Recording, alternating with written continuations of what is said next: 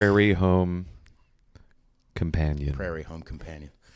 Hi, everybody. Welcome. Why am I looking so tall? It's just the chair. It's just I the think. chair. I can bring the other You chair look over like here. I feel like I want to put you on my lap. Gandalf, tell me where I should go with the ring. Welcome, everybody, to episode It'd be even funny if you 70. move up like a foot, making this even funnier. I swear to God, I am going to put you on my lap. No, I'll get the other chair. It'll look lopsided if we don't. Okay. That's fine. I'll do my announcements. You do it. Everybody, welcome to episode 70. I'm outta here. 70 of CONSERVATISH. Our guest today is Jefferson Bergey for the third time. He's my sweet boy. And he's getting a chair. This is going to help. You're still a lesser man than I am. What a lesser man he was. Drum roll, please. Yeah, that's better. Yeah, that is better. Yeah, thank you so much for coming on the show. Dude, happy to be You're back. you're my sweet boy. I like being your sweet boy. Got you some peeps, and some I'm going to peeps. have a peep or two. Okay, I'll have fun. Yeah, so yesterday I recorded with Kyle, which was fucking awesome. Dude, that I guy. love that fucking dude. He is so solid for so many reasons. Like, it's not often that the full package of great musician, super dependable, And not a dick. and just the best attitude. He's like got Yeah. such a great We talked attitude. about that. I don't understand why as I'm leaving for New York, I'm starting to finally have a culture of people that I actually enjoy doing music with. No offense to anyone concept, I've right? done music with before. Well. But It just But goes to kind show. of. I mean, just goes to show that I make a joke in my Scopo show. I mean, I have this this interlude thing that Sivan recorded where it sounds like jungle noises in nature, and she's Right. basically telling people look at the musician in the wild. Right. And most musicians are completely undependable Mm-hmm. and are sometimes confused as homeless people, and just the stereotypes. A lot of times they're very true. Yes. Especially with musicians. I'm aimless, smelly. I'm still baffled at how self-centered a lot of musicians can be, that you're Right. do you have any wherewithal or any consideration of anyone else outside of your own little realm? Right. Right. And I was raised so considerate that it's to a fault that I basically let people walk over me, because I'm like, oh, it's okay, you go ahead. Shut up. Hey, it's fine. It's fine. It's fine. It's totally fine. Don't worry about me. Right. Take my pants. It's fine. It's cold. I'll be fine. I'll be fine. Okay, But- but yeah, no, he's a generous person, great guy. and we talked about him being in the studio where it was just and him and Gowan Matthews, the producer, where I could just go hey, here's this idea. I'm this, I don't know fucking music theory. All I remember is Face and Every Good Boy Does Fine. That's it. I haven't looked at fucking charts in forever, and I just was here's this thing. Here's my idea. Here's this, and I just hum it and shit, or drum it on my legs, and he's just okay, cool, and he's just taking note. And then he goes in the studio. Yeah, can we try it? Take it a little tweak, and he just right on top of it. No weird attitude. No weird nothing. Nothing. And I am so grateful that I've gotten to work with you and with Kyle and with Gowan, and now we're starting these kind of the Hogan brothers too. Just solid motherfuckers who aren't just talented but also really Full just package. nice people. Full package. Same thing goes with rappers. Have you ever done music with rappers? I haven't worked with many rappers. Yeah. It's a similar type of thing where I think we just all assume, musician, and part of the reason why I got into it wasn't just because I love music and all that stuff. It's also because it's no day job, yay, Sure. And same thing goes, I think, with comedians too, where it's I don't have to wake up until 2 p.m. And so there's that, it attracts a certain amount of people who are lazy or self-centered or childish or whatever. Yeah. So... But the people who actually have longevity seem to be the type of people who aren't, who at least grow out of that type of shit. And also are the ones who are thinking about not just one either stream of income or one project, or thinking Right. about multiple things at the same time. How can I keep the wheels moving or the plate spinning Right. in a way that will push my career whatever the fuck that is these days, forward, you know, like multiple drips into the trough of income and projects, as opposed to putting it all into one thing and thinking that's going to be your ticket to whatever. Right. I didn't even, and I'm 32, and it makes sense that I haven't tried to figure out this until I have an actual piece of album, which is finally happening. But I literally, for the first time ever, sat down with my dad like a week ago and just went over, okay, publishing. You know, I'm already an ASCAP member, but like, okay, what streams of royalties that we have? How do you get, do you need to start your own publishing company? Do you need to, and I'm just like, my brain fucking hurts, but it's makes you want to run and hide. It makes me want to hire a Jew who can just who just knows about it and can take advantage of me rather than me taking the mental energy and time to learn about it. A lot of motherfuckers have done that. A lot of people who don't want to get up till 2 p.m., have kind of said, let someone else deal with it. And then afterwards realize, the paperwork says I am fucked. Well, first of all, I wish I could be that Jew for you. That sounds like a title of one of my future songs. Let me be that Jew for you. Right. But also, I can't tell you the last time I slept till 2 o'clock. Like my problem is that I have so many things going on that I'm up past 8 o'clock. If I'm sleeping past 8 o'clock, I'm fucking my day up. Yeah. And that's the spiral of that I go into, which is now I can't do everything. I am a failure of a person. Yes, that's my favorite. Is self flagellating. I wish I could sleep till 2 p.m. and be like, I'm an artist. I could just do it. Like, no. I don't think those people, like I was saying, I don't think those people like really make it, or maybe they used to, but were just talented enough or just had the right PR people behind them to like cover their mistakes and clean up their messes and clean up the hotel room and blah, blah, blah, blah, blah. Like I can't, not just because of my sobriety, but I can't do certain shit. I can't get away with certain attitudes and shitty behavior because I actually want to do it right. And when I see the people falling off, when you first started music, how many motherfuckers do you know who fell off, who just no longer do music? Well, it's funny. I hear more comedians talking about, I'm going to make you quit comedy. Like I've heard more comedians throw around the phrase like you're not gonna, like, not to me, but like in general, like on social media, like let's see how many comedians I can make quit this year, kind of shit. Like I've heard it, like on purpose, in a joking way, but in a way that says in a way that's saying without as many words, you're not going to be as gritty as what you need to be able to get up and do your thing and adjust and refine and bomb. And then get back up and do it again, because it's a certain kind of motor that you need to be able to kind of do that. And it's the same thing with music. But with music, they just seem to just go away. They just there's but a lot. I guess when I think about when I started making music in the Bay Area, 7 years ago, man, I can think of a lot of names that just gone into the wind. And a lot of it is. A lot of it is either work ethic or bad examples or around them or whatever. Has it ever felt, maybe this is a fucked up idea, and maybe you're more humble and better a person than I am, maybe. But a piece of me also feels like talent does speak for some of it. Sure.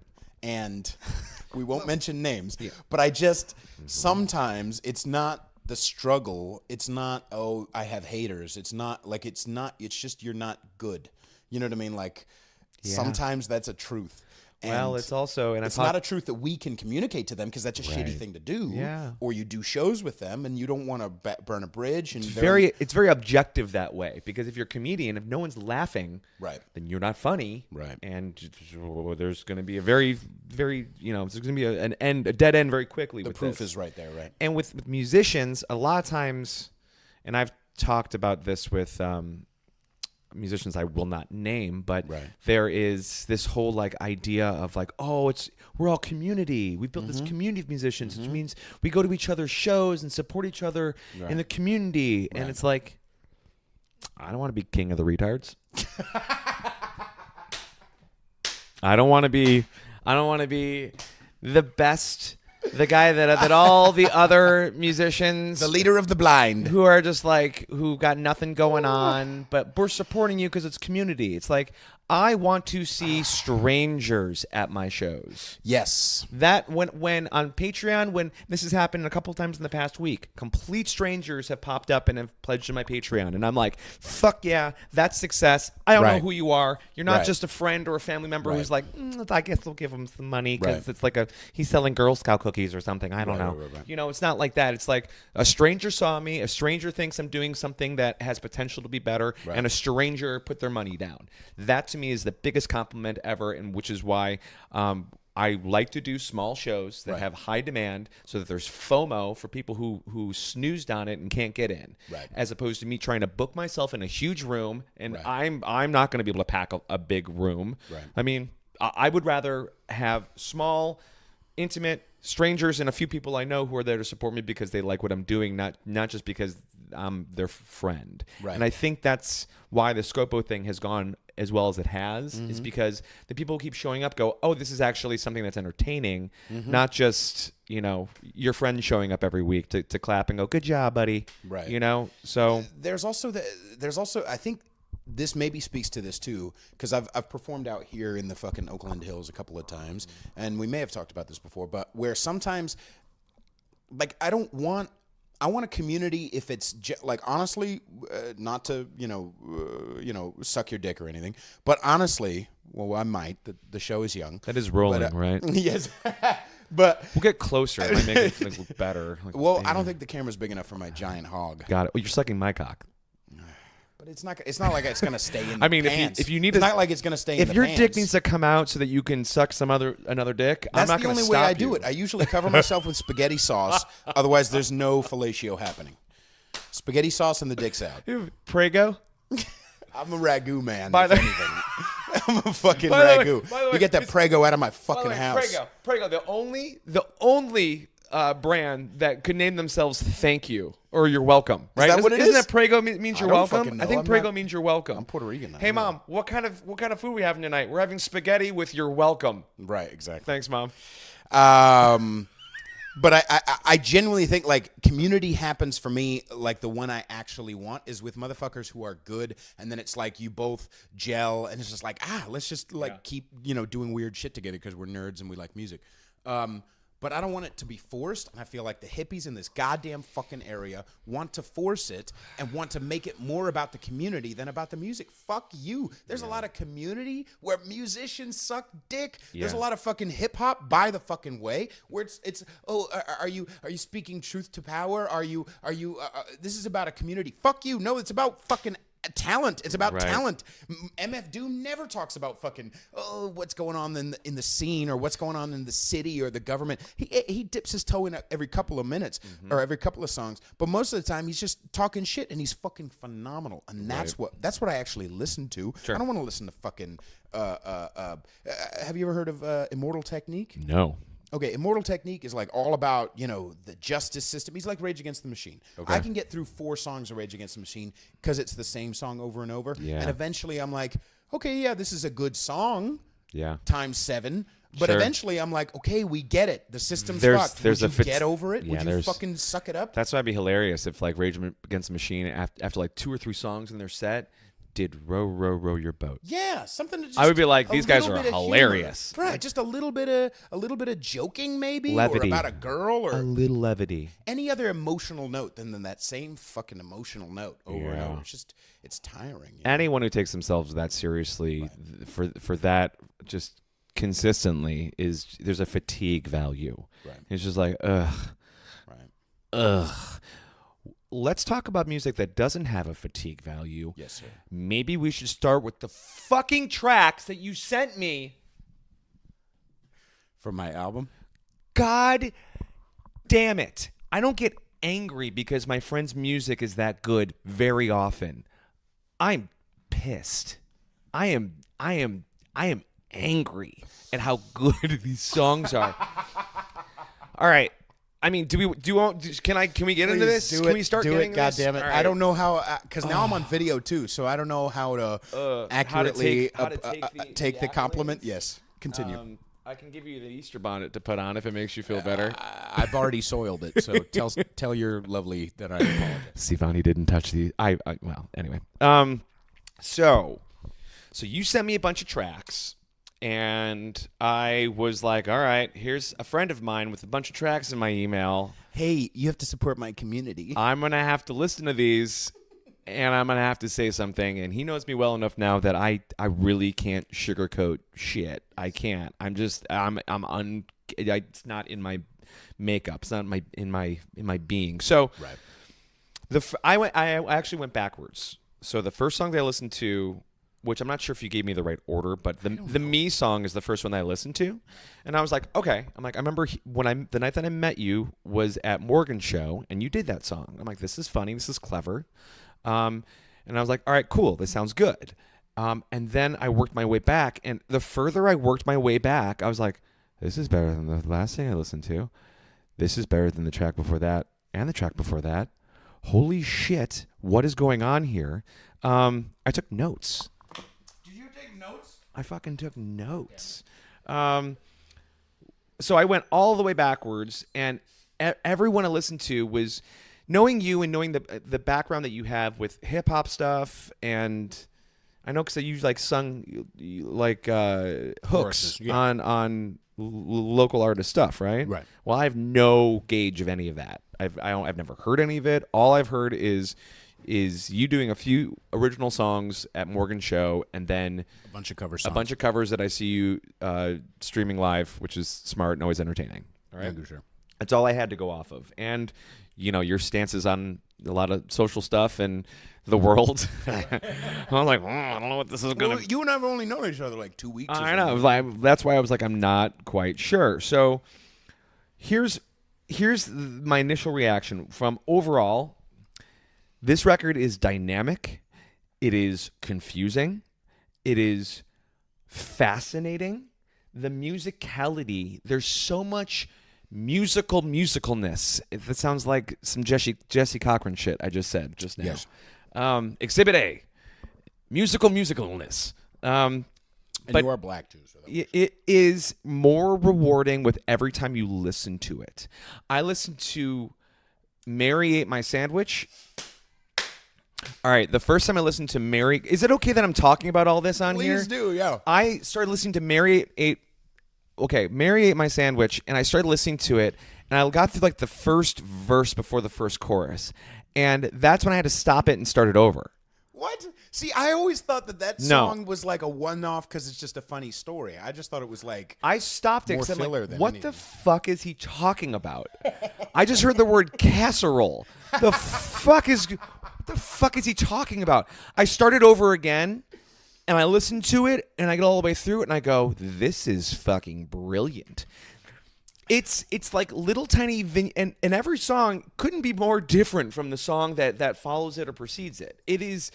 That's why it's confusing. I'm like, what the fuck am I listening to right now? Like right. What? Like it's like changing the channel on an old school tube television. It's like, what is this? Which is not going to be good, by the way. I mean, I should be putting myself more in a box. No. All right, absolutely not. Okay, I apologize. So Mary Ate My Sandwich. This is what I wrote. This is cinematic. This is confusing. It has that kind of Tenacious D vibe to it, like loosely. But I'm not saying that because it sounds like a Tenacious D song, because they would never be clever enough to write a song like that. Sorry, KG. Sorry, JB. Love you both. If you're okay, so it's like Office Space quarreling. It erupts into a tribal Lord of the Flies council. I mean, is that accurate? That's very well done, sir. And I'm like, that is accurate. I mean, to the point where you're just like pumping your fucking fist by the end of it, and then, calling for blood. Oh my God! All right, so is that going to open up the record? No, I don't think so. Oh, all right, cool. Oh, I apologize. You don't have to. You're going to be my Jew, so whatever you think. Should we keep on going here? Please. So after that, I heard "Simple Girl." I'm very uncomfortable right now. Good.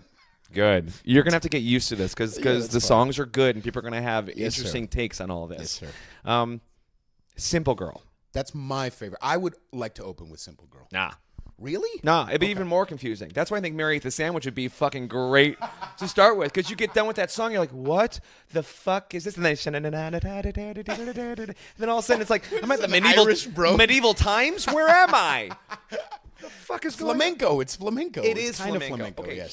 here is what I wrote after hearing Simple Girl for the first time. I said, this sounds like a really good Blues Traveler song that's actually better because there's no fucking harmonica. I don't think they would. I think they would do just a regular.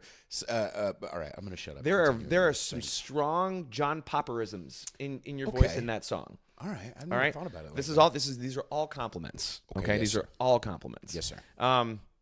Who played guitar on that song? The lead is Gowan Matthews. Jesus, he is fucking great, man. Dude is an assassin. Yes, he really is. He's just a scary monster of music. Yes, I came up with the melody and the what to play or whatever, but then he would just go off. He's and the amazing. rhythms and like the percussion stuff, it is. Kyle Caprista. Oh my God, man! I still don't know all the lyrics to that song because it goes by so fucking fast. I'm like, what did he just say? And you did that one on Morgan's show too, and I remember being like, I really like this because it's like in 12/8, I think. Yeah, yeah, something like that. Anyway. Or like a slow 6/8. Doesn't matter. It doesn't matter, man. It's fucking great. Should I keep going? Yes, sir. Okay. I think I heard the Meat song after that. Okay. Which you showed your girl as well. Yeah, and to the point where we're both, chanting. Like we were starting conversations with each other, and then she was looking at me, and she was like asking me about something, and I just went, I can't stop eating the flesh. She's like, all right, can you listen to me for a second? Like, I'm sorry, Savannah. No, I'm sorry. No, it's great. It's because she's gonna be singing it very soon too. This song should be rated NSFV. Not should safe. Be for vegans. Yes. Yeah, that should be. I did share it with Animal, the vegan from LA. She said, "Oh, what a great what a great way to further the cause." And I'm like, huh? Okay.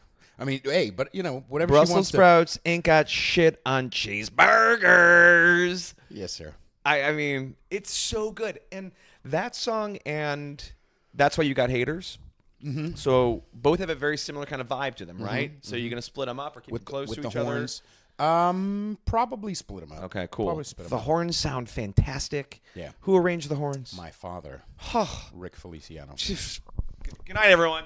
He's fucking amazing. Yeah, and he played that in that's where you got hated. I don't want to skip ahead in your reviews, but his reveille part, like the breakdown part in the bridge, with the high trumpet, with the piccolo trumpets. Mother, it's like Penny Lane, man. Yes. I'm like it's fucking Penny Lane that's happening while you're Penny Lane while I'm singing fuck music. While you were listing all of the radio stations and people. It's like it's the most. I think what I wrote is like it's like you wrote the most radio friendly song that also prevents itself from being a radio friendly song. I know. No, that's a good thing. I know, but I yes, that's a good thing. That's yes, a really good thing. Yes, sir. Dude, that song and the Meat song.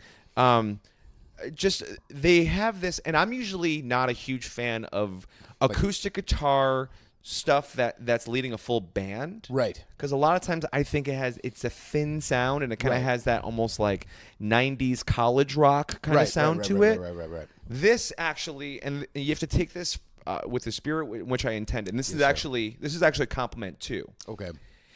If Jason Mraz was actually cool. If he was actually cool, this is the kind of shit that he would probably want to sound like. All right. Okay, let me back this up. You say his name, I hate that nigga. Let me back this up. Yes, sir. Let me back this up. Jason Mraz, when he was first starting out, he used to play in I want to say San Diego in a coffee shop. Okay. Called Java Joe's. I know, what a original name. Right. With a conga player named Toka. Who is like, it was just the two of them, and they would play every week, and it was like a standing thing, and Jason Mraz wrote really clever, funny, biting, sometimes sexually forward songs. He wrote this song called Who's Rand McNally, where he talks about the guy who made the maps and talking about like which Spice Girl he wants to knock up, right. There was some really, and it's just him playing acoustic and just him singing, and he's got a beautiful voice, and he's swearing, and doesn't give a fuck. And then fast forward to the I'm Yours Jason Mraz, who's basically writing songs for, like, I don't know, car commercials. Yes, thank you. Exactly. You know, it's like there's no personality in it anymore because it's just for everybody. It's something for everybody. Right. And these songs, the Meat song and the Hater song, are not for everybody. No. And in fact, the people you're talking about in the Hater song will never hear this song. Probably not. I've had a couple of rappers say, "Is that about me?" And no. Oh, that's the most narcissistic thing in the world. Of course. Oh my God. That's like any ex-girlfriend being like, "I know you wrote that song about me." Right. Like, really? I've had a couple of girls listen to some of the episodes. If I have forbade women who I'm seeing to listen to the episode because they're like, "Is that about me?" I'm like, "Would you fucking?" This is a good idea. Yes, but oh, dude, this is a good idea. This is a good idea for a song idea. This is a great idea for a song. Like, this song is not about you, right? And then list shit that clearly is about people. Right. You're past. 5'7" with blonde hair. I was married to you once. Half Japanese, half American. But this is not about you. Right. Okay, Clara. so that's why I said, so if you listen to Jason Mraz's first album, which I don't advise many people to do so at this point, it has a lot of that kind of overall kind of vibe to it. Right. This is not a bad thing. Yes, sir. I know. I can see you wincing. No, and it's fine. Getting comfortable. What I'm trying to say is, if Jason Mraz stayed on the path that he was when I thought he was amazing, like 15 years ago, okay, that's the kind of shit that I could hear a full band arrangement around his stuff being like. Okay, all right. It's good, all right? Yes, sir. And that's why part of my whole take from the recordings I heard is that I'm trying to think about who this record is for as far as an audience. Right. And I don't know. Neither do I, and man. that's okay. Okay, Yes. that's totally okay because they're gonna find you, and it's gonna. I'm hoping. Don't worry Yes, about sir. that part, and Okay. don't put too much thought into that part because that's fucked with me in the past too. Right. Like that kind What's of thinking. the name of the album gonna be? Dude, How do I promote it? That kind of thinking has stopped me from writing songs for chunks of time. Because I'm like, who am I writing for? Who am I writing for? Who am I writing for? And you have to write for yourself, shit. right? Yes. Okay, so let me keep on flying through this so that Yes, sir. so that I can rip this whole Band-Aid off fast for Thank you. you, because I want a cigarette bad now. Okay, I know we're gonna. Okay, so stay. Yes, sir. I just got chills. I just said the word stay, and I got chills throughout my entire fucking butt. Peter! Yes, sir. God damn it! I'm sorry. It is one of the most gorgeous things. It is. You need to be so fucking proud. All of their songs could be fucking D pluses, okay? Yes, sir. They could all blow. Right. That song, that whole production Yeah. is absolutely spellbinding. Dude. I do like that song. It is. I mean, okay, here's what I wrote. This is unnerving in all the best ways, all right? It Very nice. builds with such great dynamic and such great tension. Dude, your voice control. Like, I remember when we first met and I asked about your music and you said, well, people say Jeff Buckley crossed with Jack Black. Mm-hmm. And I was like, all right, I can kind of see that. This is where the Jeff Buckley-isms like really fucking shine because Jeff Buckley had that kind of voice and you have that kind of control too, where you can access your head voice and you can really, really deliver a beautiful, pure head voice sound. And then later on, it can, I mean, here's what I wrote. The Jeff Buckley-isms, it turns into a tribal, dark adventure through the woods that erupts in the most glorious, like braving the wind and rain and lightning at top of the mountain kind of power ballady musical theater climax with your full voice like belting like to the fucking hills, and it is breathtaking, man. It is fucking amazing. Yes, sir. And like to the point where at the end of it you're like, what did I write to you? What did I write to you when I got done with that one? That was the one that you angry. saved. I think that's the one you said you were angry. I said, let's look. I said, you got to scroll past all the dick pictures we've sent back. Oh, yeah, that's right. That's right. There's that. Well, you manscaped on that one. That looks pretty good. There was one I put in between. The arrow that you shaved. Right. Yeah, that was really kind of cool. In between an In-N-Out burger. Yeah, it's really just kind of, you put a lot of effort into it. Okay. Animal style. I got so angry. I was like, no, no, no, no, no, no, no, no, no. Here it is. Yes, sir. I said, no, no, no, no, no, no, no, no, no, no, no, no, no. Dude, I just listened to Stay, and I don't even know where to begin. You cinematic, howling, heartbreaking, creepy motherfucker. Goddamn. What the fuck is this shit? It's inspiring my ass. Thank heavens to Betsy. Holy Jesus in a chicken bucket. I quit. Yes, sir. I mean, dude, not often. It's been such a delight to listen to these songs because, I mean, we have lots of musical friends. Right. And you're like, okay, cool. Yeah. Well, check out your stuff. All Right. Cool. Congratulations. You did it. You know, just like congratulating people who get married. It's their choice. Way to go. You made a decision for your life. Great job, you know? Right. But what songs am I missing that I haven't commented on yet? Ooh, the really uncomfortable one, Out of Sight. Yeah. That Ooh.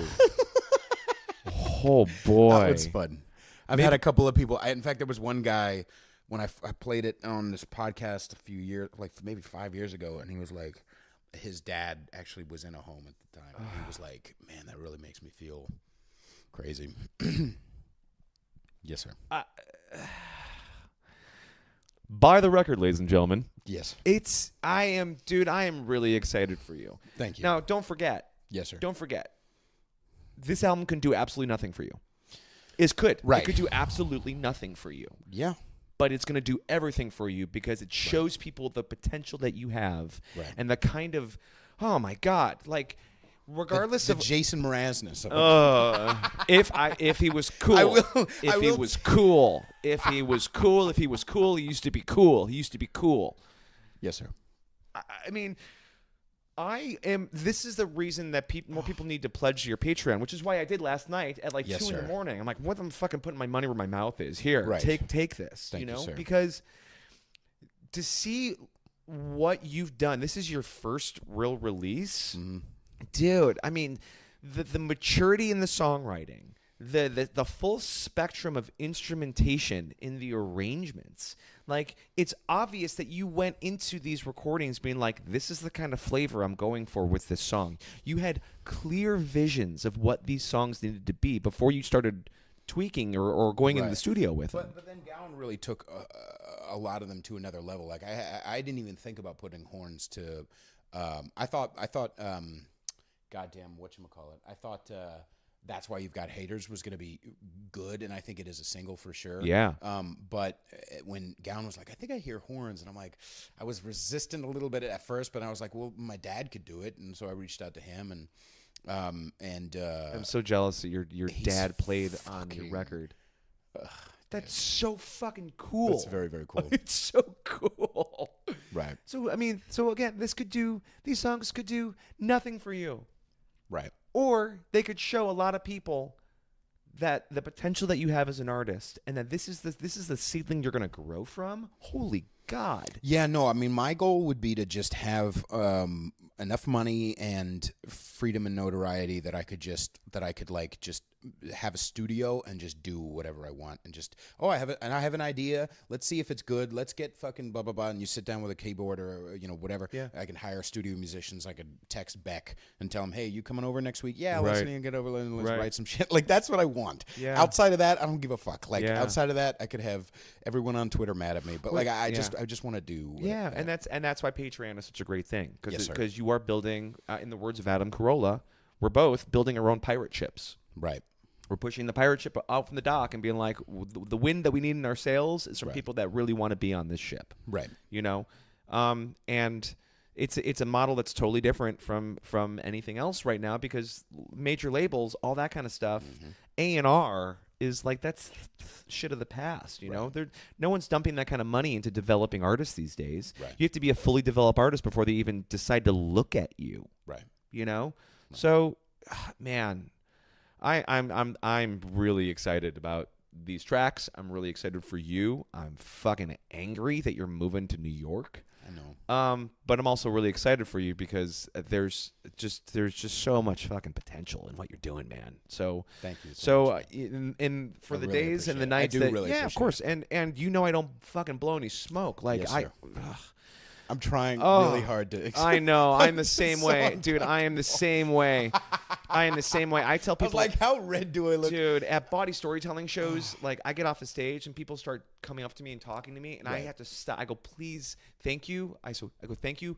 Please don't say that anymore, because I'm going to start believing you. Well, I know after a show on a 101 or whatever, but like you and my friend Lizzie Karr and we haven't talked about Lizzie yet. No, we haven't yet. We need to talk about Lizzie. Absolutely. But I've only shared it like with you and with 2 other people who I trust when it comes to like knowing me or knowing my music, whatever. And so it's like you actually have heard it, and I'm like, a piece of me is like, I don't know how do I sit right now? I'm fucking sweating. Yeah. And then also I'm like, I don't want to get my hopes up, because I'm like, if I get my hopes up and it actually is good, and then it turns out I'm shit, or I don't promote it right, or I don't have the fucking money, or I just my whole body is like, I don't know what to do right now. Nicotine would be really great. The psych, like, someone needs to write a book about the psychology of taking compliments, you know, and the psychology I've gotten so much better after shows. I can handle it. And the psychology of how to react when you like give someone your art to like look at, and you're like, oh, God. Dude, that's what it was. I was sharing it with the good girl from the podcast. I showed her That's Why You've Got Haters, and initially I was like, oh yeah, let me sit in her car and let me play you a song. And then we were eating dinner, and I was like realizing like, I cannot sit with someone and play this. I cannot fucking do it. Oh, I cannot fucking do it. That's the golden no. You cannot. Good God. Only a complete narcissist or someone who just has no inexperienced, I think. Someone who's totally green, right, will put their music on in front of you and stand there and watch you, or just be in the room. Are you kidding me? No reaction is right. No reaction is correct. So body storytelling. I was in Seattle last week, and I did this behemoth of a song in front of the people who you wrote it for, right? Yes. So that's a whole thing too. But after the show, Sivan had a video of it, and you sent it to me. And she's like, let's see how it looks. And I'm like, and I'm with Dixie and her partner Bent and Sivan, and she puts it on in the kitchen, and everyone's quiet. I walk into the bedroom. Yeah, dude. Fuck off, dude. I'm like, fuck off. And man. Dixie, God bless her, she loves when people are uncomfortable. That's like her favorite thing. So she's like, you don't like watching yourself, do you? And I'm like, can't. And the other thing too is like, for me, a pitch thing is if I go far away from it, or if you turn music down really low, you can get a better idea if all the tonality is correct. Right. Like I can hear if I'm singing flat or sharp, if it's really low, you know, if it's turned down really, really low. So I'll walk in a different room and I'll go, okay, I was a little pitchy on that part. Or nope, this sits right. Right. Which is weird because... But if it's a performance thing, you can't even tweak it at that point. So there's no fucking point to listening. You know what I mean? Like if it's an album, I can go like, oh, can I retake this, or can I, pitch it up or pitch it down? I or whatever. was just talking about that with Sivan today because I had a Freestone Peaches show last night, which is this tribute to the Allman Brothers that I sing for, which is a behemoth of a band. Two drummers, fucking great. Two drummers, thanks. Two drummers, two guitarists. I split the part of Greg Allman with the keyboard player, so I'm just singing, and that music is not easy to sing. That stuff has made me a better singer. That and Lauren Barbeau, my voice teacher, that music has been like it's like training for gymnastics. Like it is, there's no faking it. And so whenever I perform that stuff, I don't listen back to it because it's like, doesn't matter. No. There's nothing I can do about it. It is. I tell students, as soon as you sing a note, it is lost and gone forever. You cannot pull it out of the air, shove it back in your mouth, and convince people that it didn't happen. What you can do is you can go, okay, this is appropriate to share on social media or as a representation. I've had times where I was live streaming something, and as soon as I ended it, I'm like, delete forever, you fuck. Like, thank God there was only like 5 people on who watched me do whatever train wreck that was. So sorry, 3 eyes who were watching this while masturbating. Oh my God. You want a break? I do want to take a break. Oh, I'm gonna give your listeners one more name to throw at you. Yes, sir. Just to counter out the Jason Mraz and the Blues Traveler stuff that I said before. To go along with the Jack Black and the Jeff Buckley. Yes, sir. Do you know who Gregory Porter is? No. Gregory Porter. That's when you are singing in the bottom part of your range. There's a lot. The Mary Ate My Sandwich. They're like a little bit. Yeah, okay. A little bit. Or in what is the other song that you sing rather low on? Haters is a low-ish part. A little bit. So Gregory Porter's a jazz singer, and he's great. He's this big, burly African-American dude who wears a hat, weird hat thing. Okay. But I hear a lot of that in your voice as well, too, which is also a compliment. He's great. So Gregory Porter, another guy for you to check out. Okay, I will check it out. We'll take a quick break. Once upon a midnight day, gonna be alright. Fuck your mom. Hey, Hollywood girl, I understand how complicated you are. You're not complicated. You're a cunt. You're a fucking self-centered douchebag. You're immature. Immaturity is sexy. Fuck you. Die. Yeah. Da da da da da da da. CONSERVATISH. Welcome back.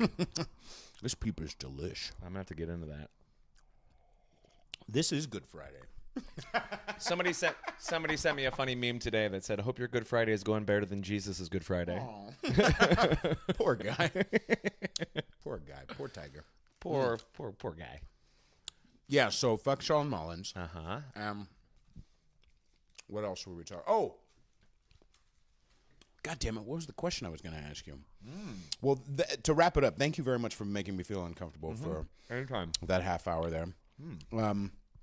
I do actually like this album, and it is that type of thing where like I'm becoming more okay with, because for a long time I thought it was a piece of shit, and me and Kyle kind of talked about this yesterday, but with being all right with saying something as weird as I kind of like what I'm doing, you know, where it's a weird I think sensation. It's a weird feeling because I don't want to be a douchey, over, like this, overconfident. I don't want to set myself up. I don't want, and ultimately the real issue I have is that old fucked up internal belief of like, I'm not good enough, or I'm not worthy, or I'm not enough, and so it's like, which is everyone.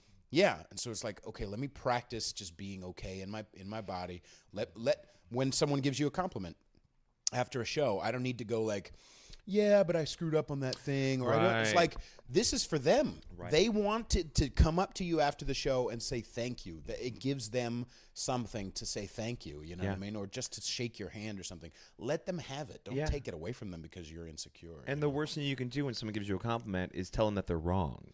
Right. Is like, because then you're not validating the fact that they think that they saw something that they enjoyed. Right. And that's been a struggle for me too, because just Sivan's been really, really helpful in just helping me go, thank you, thank you. And right. And really being present in the moment. I've been actually able to I remember maybe 6 months ago, I actually tried it, I think, for the first time, and just like being present and letting somebody because that's all I really want anyway. Yeah. It's what I want to be doing this music, and then I'm doing the music and I'm like, oh, I can't even enjoy it in the moment. Yeah. Fuck you, Pete.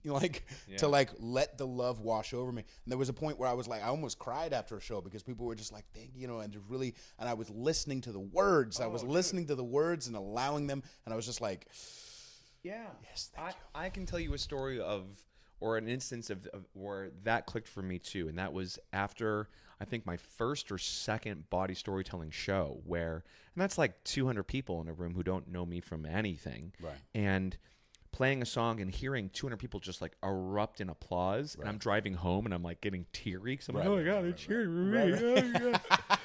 Oh god, they liked it. They really liked it. I did it.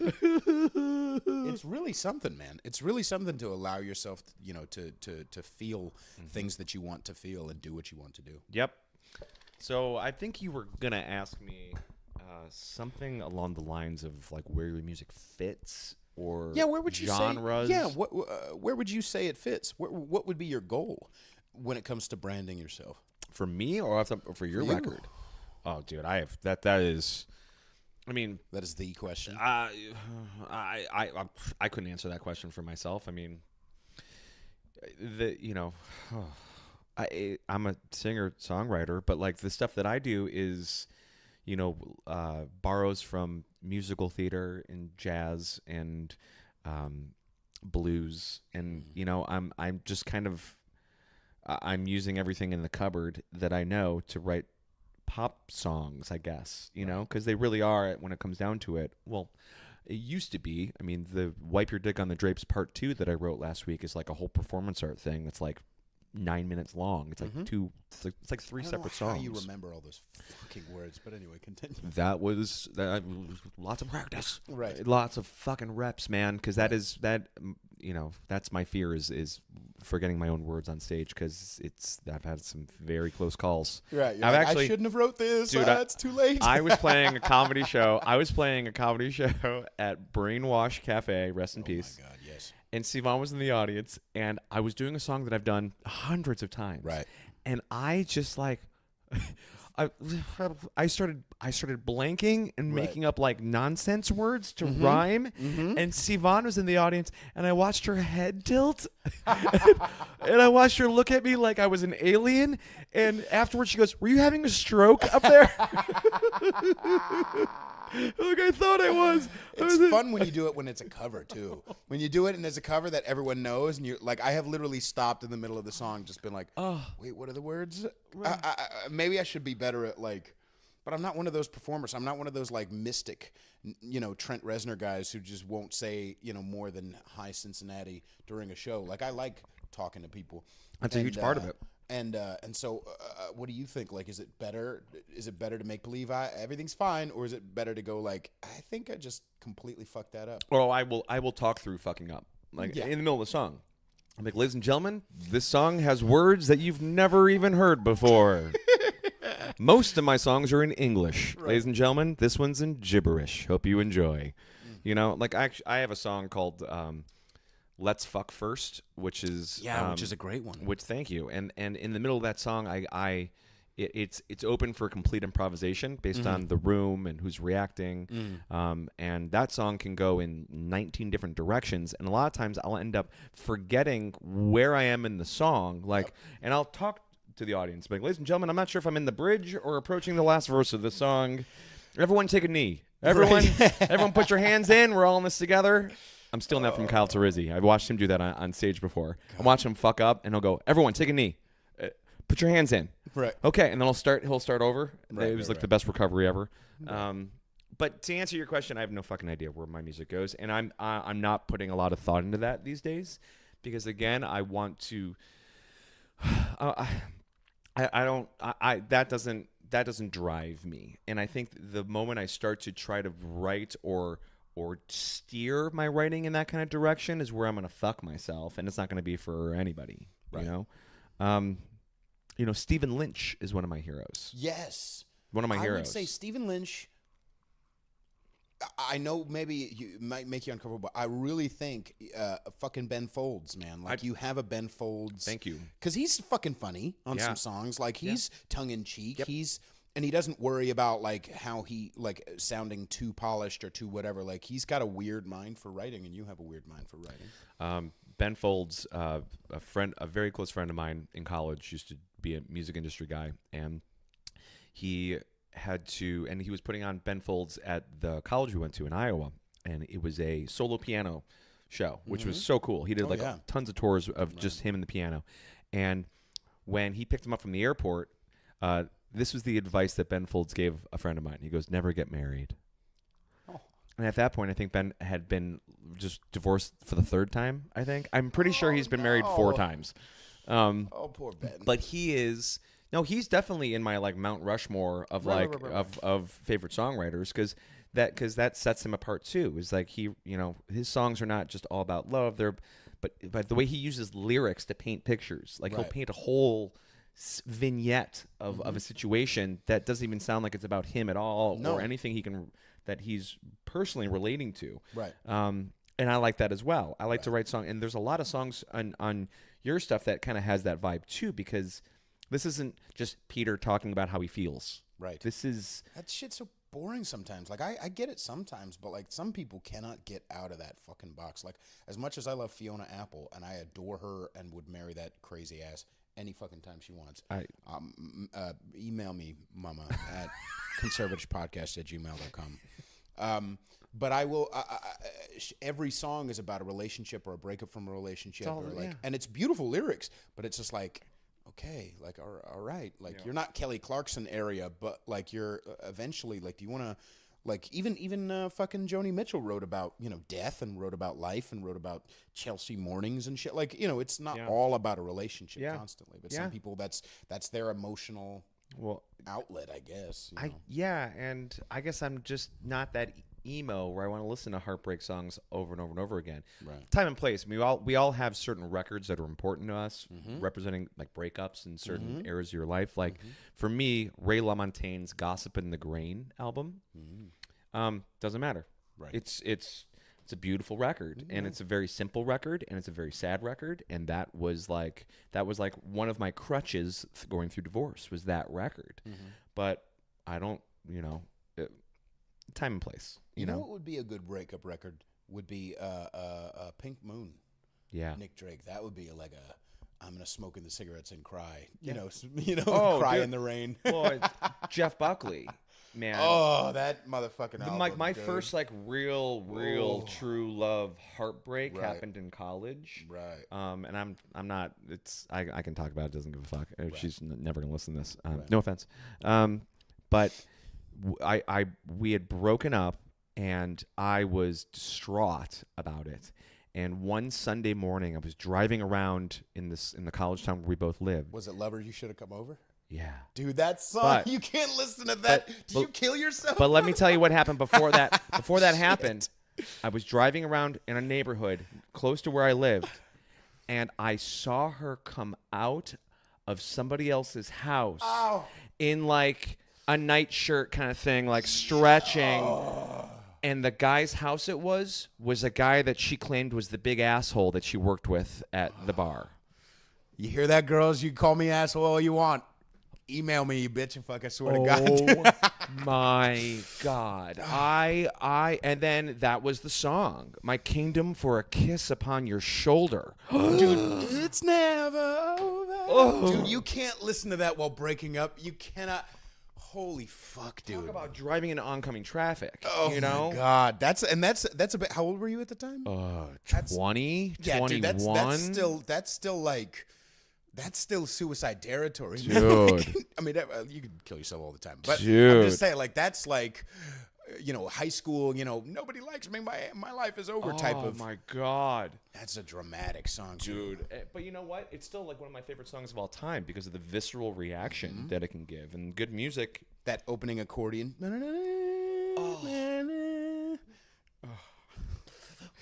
Grace would still have to be above that in my I think Grace, probably both of those songs. And there's a bunch of really good stuff. Mojo Pin is great, but Grace is his performance on that too. Dude. It makes me want to do it. Like it makes me want to do that song. Like if that would be the goal. Dude, why not? To sing like that or whatever. I thought he killed himself for a long time. Apparently he just died in a boating. He got like run over by a boat. No one knows. Oh, the last time Jeff Buckley was seen, he was swimming, he was doing the backstroke, and singing "A Whole Lot of Love" by Led Zeppelin. That was the last time he was seen, and then disappeared. Weird. So they didn't even find his body? No. I thought, okay. What about Nick Drake? Nick Drake killed himself? I don't know. I think Nick Drake, he was drugs. I think there might have been heroin involved in that one. Not sure. Man. I don't know. But I know for a fact that Jeff Buckley, last time he was seen, he was singing "Whole Lot of Love" and doing the backstroke, and then he was just gone. Heavy. Right? Yeah, that's heavy. Talk about like crazy talent gone too soon. It's almost like those kind of talents. Like there's too much talent for the world to even be able to hold on to or something. It's just I don't know. Yeah, I think that's where most people. Like, I know I've had times where I see myself as that when I'm in my more sick, immature, egotistical area. I think maybe that's where most of the artists who, like we were talking about earlier, are kind of lazy loafs and whatever. They just assume I'm going to be so good that this world can't hang on to me. But it's like, no, you're just an alcoholic. You're just a cunt. You're just a fucking, you need to stick to your job. You know what I mean? Like, I don't know. So let me ask you this. We're talking about genres. Okay, so you're going to release this record as a record.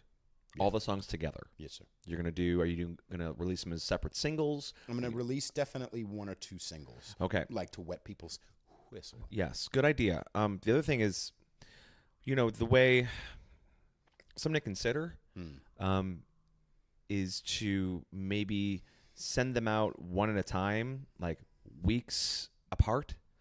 Like have it still be one record, but like put them out there so that there's traction of people going, oh, that's good. Oh, another song? Ooh, I'm going to listen to that one too. I'm only suggesting that because we live in this ADD culture now. Mm-hmm. People don't sit down with records anymore. Mm-hmm. They just don't. Mm-hmm. You're lucky if someone listens to more than one song of yours in a row. Right. It's a sad statement of things, you know? No one's opening up the lyric book and looking to see the credits of who recorded on the stuff. It's just a lost thing. So how do you get those songs into the ears of people in a consistent way that gives them something but doesn't give them everything? Because my fear is that you have 9 songs that are all, you've heard 8 of them, are all so unique and different and great and offer such different views of your craft and whatnot. They're just so different from each other that putting them all at the same time, it's like a shopping cart of like so many different things. You're like, all right, I just got the shopping cart, like as opposed to, I don't know, like a. But I would only have like a video for maybe 2 of them. Like it would be so fucking cost heavy. Especially while I'm getting ready to move, and I would like to do a video for each one of them, but. Well, and that's something that I need to take care of as well too, because you can make YouTube links of the record with every song, so that there is.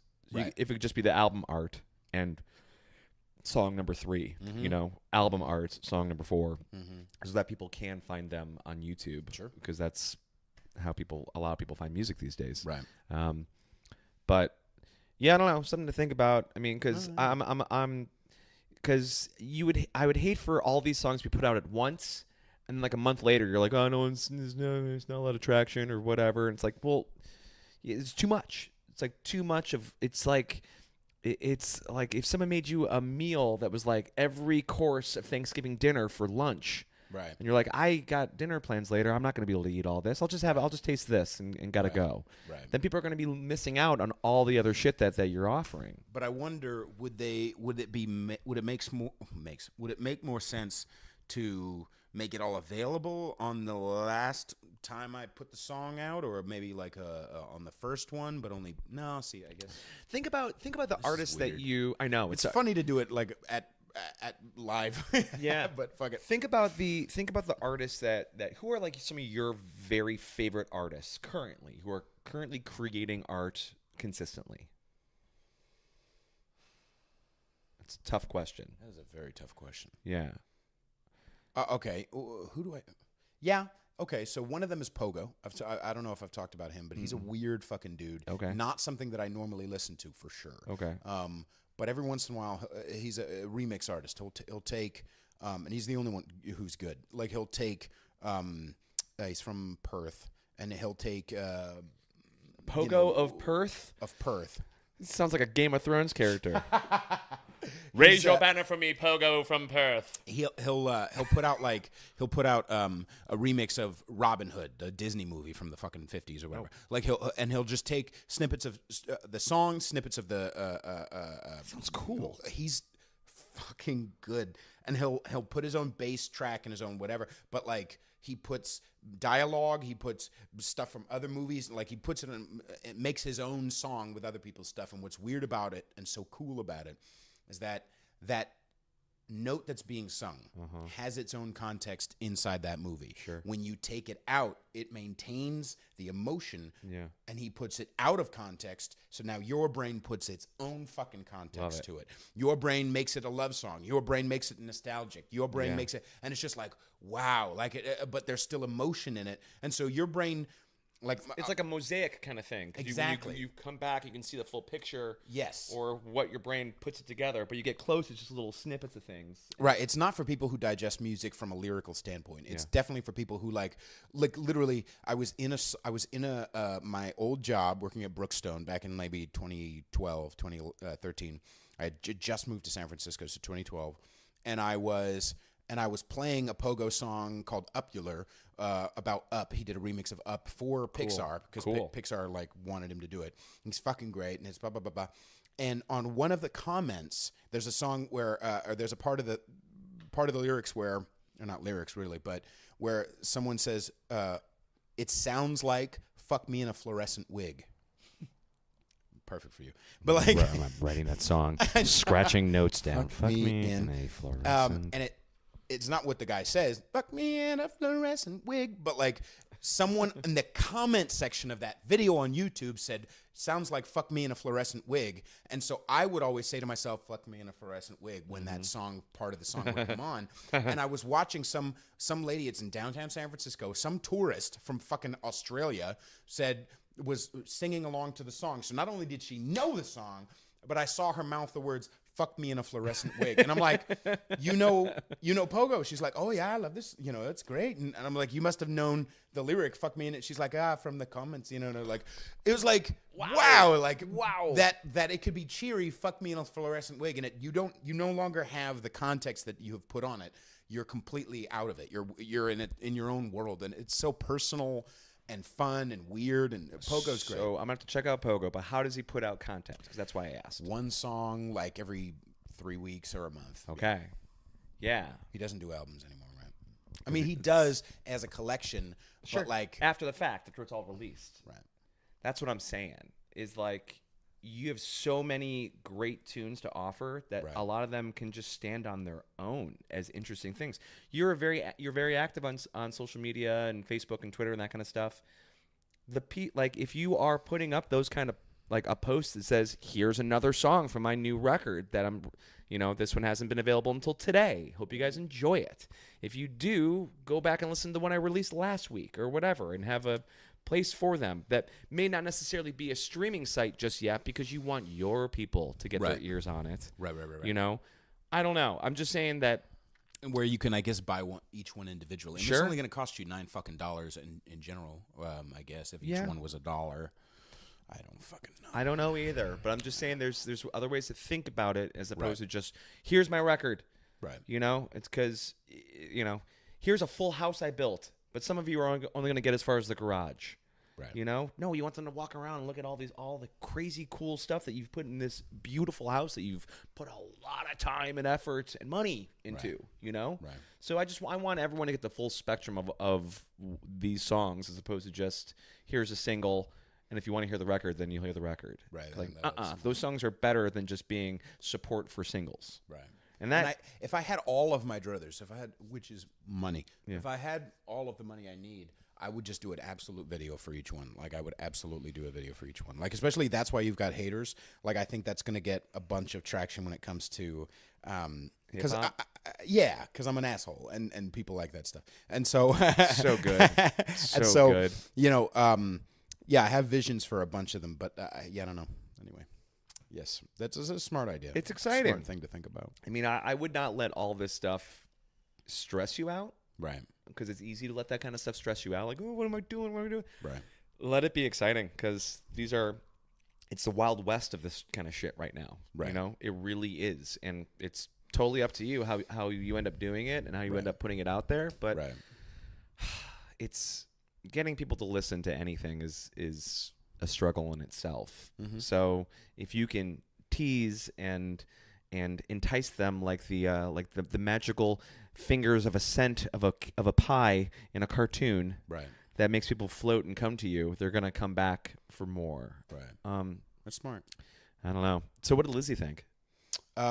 She hasn't gotten back to me yet. What? She's a very busy girl. She's doing music in Texas, down in right? Austin. Yeah. Can we pause? Because I got a urine, and I actually kind of want another cigarette now. Do you want to keep going? No, we can pause. Okay. Let's do it. We're going to pause, and I'm going to put a peep inside of my asshole. But I like fitting like barely any consonant. Yeah. It's all about the vowel sounds. Rolling. I wonder why 3 and 4 are both turned on. That's weird. Whatever, it's working. It's working. Right. Fine. Okay. All right. We were going to talk about Lizzie. Yeah. So how do you know her? So Lizzie, Lizzie was performing at Red Devil Lounge, if that throws it back a few years. This was Casey Turner's open mic. Okay. I saw her do her thing. Right. And chatted her up afterwards. I'm like, you're really good. Yeah. I'm like, you're like, I like your songs. I like you got a good thing going. Yeah. This is cool. And we talked for a little bit. And I'm like, I feel like I've met you before. This is weird. She's like, yeah. I'm like, that's really strange. Right. So I went home that night. And I do what I do when I see people that I'm not sure if I know them. Oh, okay. I check the morning pages. What's the morning page? Oh. The practice that I do. Wait a second. You have it all on a database? Yeah. This motherfucker, dude. Well, I mean, it's all in the. This is disturbing. It's so what I did was I'm like Lizzie. I don't know many Lizzies, right? So I plugged the name Lizzie into my morning pages. Is it not happening? What's going on? No, it's fine. It's doing something strange, but continue. So I plugged the name Lizzie, and Lizzie, she knows all this. Right. I plugged the name Lizzie into my morning pages, and up pops an entry. And that entry was from a day that I decided to go to Jupiter to do some writing and eat some pizza and drink some beers. And I was just by myself, and I was being chatted up by the waitress. Right. Who was a dancer and a musician and yada yada, and I was like, holy shit, that's her. Right. So I instantly got onto Facebook and I'm like, please don't think I'm crazy. Right. Please don't think I'm a crazy stalker or something weird. But well, you are, but continue. Just slightly. But plugged it in. I was like, we have met before. This was the date. Right. June 24th, 2013 or whatever the fuck it was. Right. And I'm like, just small world, very interesting, And she then, after that, like very soon after that, she hit me up and she's like, hey, I have tickets to P-Funk at Yoshi's. Nice. You want to go? And I'm like, well, I don't have anything going on. Sure, right. I'll go. Okay. Nice. So we went to Yoshi's. And at this time, I wasn't sure. Like, is this a date? Is this like is she just like? Am I just a musician that she knows that might be into going to see P-Funk? Whatever. So, and the tickets were like good tickets. Like they were up in the balcony, like on the private tables. And we can't remember if we had food or just drinks, but the P-Funk show was a fucking hot mess. All right, P-Funk's great, but it's a hot mess to see it live. Okay. Like, there's like 35 people on stage. There's 17 drummers. And each song is 12 fucking minutes. That part I don't have a problem with, obviously. I do with your fucking But, like, fish. while one drummer is playing, the other drummer's hanging out right next to the drums with his girlfriend. Right. Like what the fuck is this? There's 19 singers on stage. You're like, 4 of them are standing this far from the mic. I mean, that's kind of one of them is holding the mic in the audience. It's a hip hop thing too. Dude, I'm like, what is this circus that is happening in front of me? Right. It was just a mess. And by the time they got to starting to play Maggot Brain, which I know for a fact is a 15-minute guitar solo, I look at Lizzie. I'm like, you want to get out of here? She's like, yep. Right. And we left. Right. And we shared a lift back to the East Bay. Right. And we got to her place, and I was like, bye. And she was like, bye? It was like this really weird, like, I'll see you later. She's like, all right, okay. Okay. Like, I wasn't sure if she thought that I was going to hang out. Right. Or what. Why don't I guess I'm weird that way. Like, if and she's very cute. I mean, she's very cute. But for me, like, I never make many moves if I don't think I should be making moves. Is that why you and I haven't fucked? Is that why? you haven't caressed me in that certain way that gives me the green light. We need to go see P-Funk. Well, it'll all be different. But anyway, that was, it was just a weird kind of interaction. And I didn't see much of her after that, because I think soon after that's when she moved to China. Yeah. And like then I saw her online. She had like short blonde hair and was like singing in a rock band in a Chinese bar. I'm like, what? What? Right. But she's a lovely human. Oh, great human. And then, full circle, I remember seeing your GoFundMe video. Right. And she's in it. I'm in one of her videos. There you go. From her album. And it was really funny because it was like a phone conversation that's in it. And I remember there was references to like fart noises or something.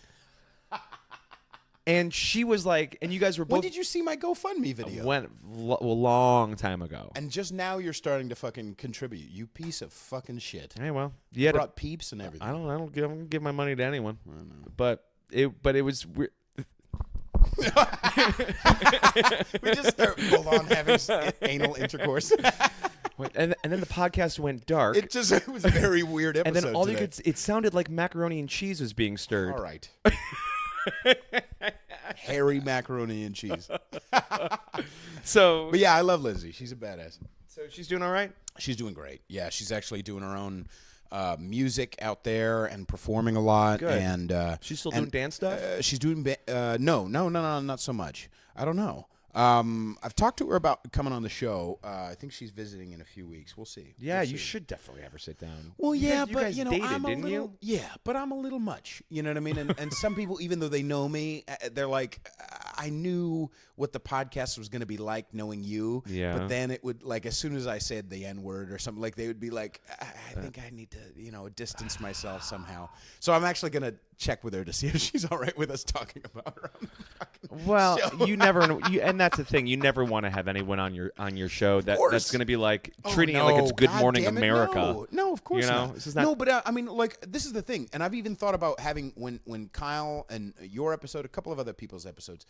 It's not like every show I get political. Like, it's often that I don't even talk about politics at all. Right. You know what I mean? It just doesn't interest me with some people. Sure. And every show is different, hence the ish part of the fucking name of the show. But also, like, I just don't ever want to be put in a box. Like, I'm big on, like, just being a rebellious douchebag who wants to, like, say everything and go wherever I want. Sure. So I've actually had times where I've thought, like, man, should I make it a political show? Like, or does this moniker of this, does the title of the show even make sense? And I don't think that's why she's a little hesitant. I think she might be hesitant because I'm a little fucking foul. You know what I mean? Like, I'm a little foul. Okay. I'm a little hairy mac and cheese is what I'm saying. Right. Like, it's a little, you know what I mean? Like, I've had Stephanie Candelaria, who I had on the show a few episodes ago. She's talented. Fucking amazing, dude. I really like her. And she's good people. And she's an old family friend. And she was nervous she was like, I don't know if I should. So I had to, like, show her an episode that I did where it was very congenial. Like, and hey, we didn't talk about politics. I didn't even say the N word. Like, hey, just come on in the boat. It's all right. You know, all right. I know I'm a little much, but I can, and I'm not I wasn't even with Stephanie, like, I wasn't fighting, like, to, oh man, I really want to make it about politics, but I'm going to sit on my hands. It felt natural. Each episode is different. I feel natural and try to follow it. Next on the show is going to be my brother. We are foul together, dude. Cool. We are fucking foul. Nice. Every time we were on the show, it's an intense episode of Fun. just disgusting sex and words and just everything in the world. Good. But so I keep it open. So. Well, I hope she sits down with you. I think that'd be interesting. Yeah, I think it would. Yeah. I love her a lot, and she loves me, and we're good friends. So yeah, it's good. Well, when you talk to her next, tell her I say hello. I will. Tell her I'm very happy that she's doing her thing. Right. All for creative endeavors. And if we have to cut out all of this because she's like, that didn't happen. Fuck that guy. No, I'm saying if she's like, I don't know about that, that's fine too. It's whatever. But so what's you've got a Patreon to go. Talk about your Patreon a little bit more, please. So my Patreon, which is just I think now 2 weeks old. I started it basically out of peer pressure from Dixie De La Torre, who I've been writing songs for Body Storytelling now for 4 years. Right. And I have this stack of songs that I've never recorded or done anything with, and ideas for content and things I like to share with people that I don't necessarily want to just do on social media. Right. And so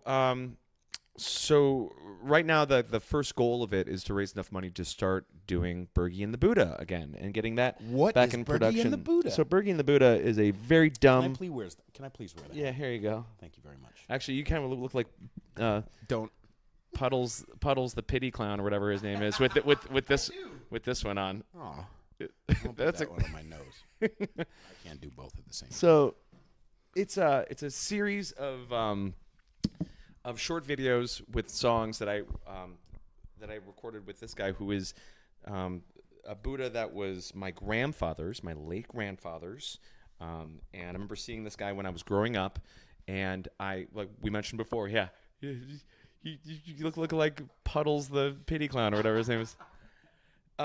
And we're talking about how, everything in this world is temporary and everything's going to break and gets destroyed or go away. And this is one of the most important things to me because it represents my family, and it's just this thing. I remember playing around it when I was a kid, Right. And so I wrote to my aunt. This is when I first got to California. I said, I'm like, can you take a picture of it? I'm like, I need to see it. It's been a long time. Can you just send me a picture? She's not good on email. She's not good on correspondence. And I would every couple months, I'd be like, hey, Aunt Kathy, you just snap a picture? She had this like menagerie of porcelain things on her fireplace. Right. Just snap a picture of it. And she never responded. And I got home one night. It was the night before Thanksgiving in like 2012, I want to say. And I was coming home from working. I didn't have many music things happening at that point. I was working in a restaurant. I was just slumming it out. Right. And I came home from a horrible like double shift. I'm exhausted and broke and worried, just struggling. Right. And at my door was a box. Right. And it was this. Awesome. She just sent it to me. Right. And I was like, oh my God. And it made me scared because like this thing is so precious and so important to me that I'm like, something's going to happen to this and I'm going to be very sad. And I thought to myself, well, if that's the case, then why don't I immortalize it a little bit and make some videos of me? So basically all the videos, just like maybe 5 or 6 of them out there from years ago, are me having conversations with this guy. Right. And you don't hear anything he says, but I hear what he says and I'm reacting to what he says. Much like Mr. Rogers in some ways. It's kind of like that. Okay. Or Bob Ross. Kind of. Okay. Yeah. He talks to himself. I mean, he wants to continue. So I thought I have all these ideas for these other little short songs and little things, and I want to start making those again. And I thought, well, I need the gear, I need the editing tools to be able to do it. So that's the first goal is to raise enough money so I can start producing these little videos again with other musical friends of mine and whatnot. So that's one of the things I want to do with it. I play this game at Scopo Divino, which I have my 100th show coming up on Monday, this Monday. This is going to be out on past that. But it was last night. Okay. Two nights. It was 2 nights ago, and it was insane. It was nuts. I had special guests. I had I played this game called Let's Negotiate a Cover, which I've now, which is so dumb, and basically I liked it. People shout out ideas, and I have to like come up with something on the spot. Different genres for each cover, like, and can weird shit. Can you do Sean Connery doing Justin Timberlake? Like, okay. Can you do Tom Waits doing a song by Wham? Okay. Can you do Kermit the Frog and Miss Piggy singing A Whole New World to each other? Like it's. I'm trying to think of Tom Waits. Maybe instead of I'm big in Japan, I'm big in the bathroom stall. No, that was wake me up before you go. You ever? Don't leave me hanging like a yo-yo. What do you think of Tom Waits, man? Oh. I like him. But I think he's just. I mean, all I know is that one fucking album that he did from like 2000. Okay, so you're thinking of Mule Variations. Yes, sir. Okay, so it was fun. It was great. Before we get to Tom Waits, the second thing that I'm going to be raising money for is to put together. I have recordings from the 100 shows that I've done at Scopo Divino, so I have all of these Let's Negotiate a Cover rounds that I'd like to put out, maybe possibly in a podcast form, like a 5-minute podcast. Only available for your Patreons. Yeah, exactly. So, and obviously I want to do more recordings and more videos and stuff like that. I have lots of ideas for more content. So it's just to kind of get things moving and try to create consistently, because I do much better with deadlines. And I'm much better with accountability if I have something that I need to create. Yes. So if I have people that I'm accountable for, I'm going to create things. Yeah. And actually today I'm sending out one of my first one of the tiers of my Patreon is Textertainment is one of the rewards. What's that? Textertainment is shit that I think is funny that I'm sending in a private chain to just the people on my Patreon. Think of it this way. If I think about some of the artists that I love, if some of the artists that I really liked sent me funny shit on the side that has nothing to do with their music, I would be so entertained by that. Totally random, totally out of nowhere. Like Trey Anastasio's dick pic. Well, do you want to see it? Or you would like that shit. Sorry, continue. So I'm trying to come up with interesting ways to give people stuff that isn't necessarily just me going, hey, if you contribute, I'll give you all the back copies of my albums. Nobody wants that. Right. If you give me money, I'm going to give you a signed copy of something. Get the fuck out of here. Nobody wants that. Right. You know? So I'm trying to give things to people, give access to my life and what I do to the people who care the most and want to see what I can do with it. So awesome. Yeah, we'll see. It's scary. You know, but because you're essentially what you're doing is you're putting yourself all the way in the hands of, because before you could just blame the system hasn't found me. Sure. You know what I mean? Or the people just don't have access to me. It's like that may be true even when you have a Patreon, but at least on a Patreon, you have content. You are getting a full on feedback right away. Of like, is this valuable to people? Sure. You know what I mean? Which in turn means that you also have to treat what you are doing as if it's valuable. Yeah. You know, and that's which is a whole nother fucking. That's a challenge for me too, because I'm like, I guess I have this thing. Here, you want to see it? All right, whatever. You know, where as opposed to like, no, this is something that, I'm proud of, and Right. Anyway, Tom Waits. I love Tom Waits. Okay. All right. Now, what should I be listening to when I listen to Tom Waits? Because I Here are the albums. Here are the albums you need to listen to. Yes, sir. Rain Dogs. Okay. This is all like 70s, 80s Tom 80s. Waits. Okay. All right. There are many faces and phases of Tom Waits. Okay. If you listen to a Tom Waits record, if you listen to his first album from like 1975, I want to say, you would not know it's Tom Waits listening to it. He just smokes a lot or something. Well, he did. Oh my! Well, I think it was the drinking more than anything that took its toll on his voice. But Swordfish Trombone is a really cool album that was actually right after Rain Dogs. And then Mule Variations is a great album. Bad as Me is a great album. My friend James Whiten played bass on it, which is I sat down with him and made him tell me everything that Tom Waits told him. But Tom Waits is one of those artists like Frank Zappa and Bob Dylan, Neil Young. There's so much content. I don't like that you put content. There's so much stuff. Keep There's Bob so Dylan away from that. Well, here's the thing. So prolific, so much material that you got to wade through a lot of bullshit to go, oh, this song's great. Right. You know?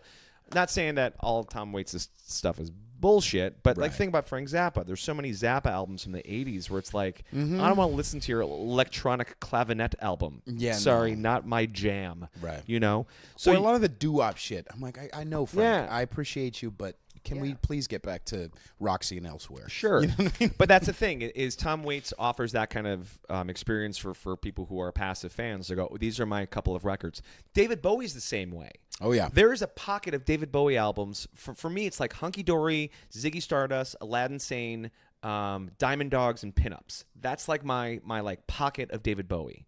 When it gets into the 80s, I'm not into it as much. There's a couple of a lot of the stuff in the like the even though Let's Dance, China Girl are great, Fashion is great. Sure. But like a lot of that, like those B-sides or even like Young Americans too. That's a great one as well. Dude, goddamn, his 90s shit though. His 90s shit, as much of a lot of it sucks balls, the stuff that was produced by Trent Reznor is fucking legit. Dude. Okay.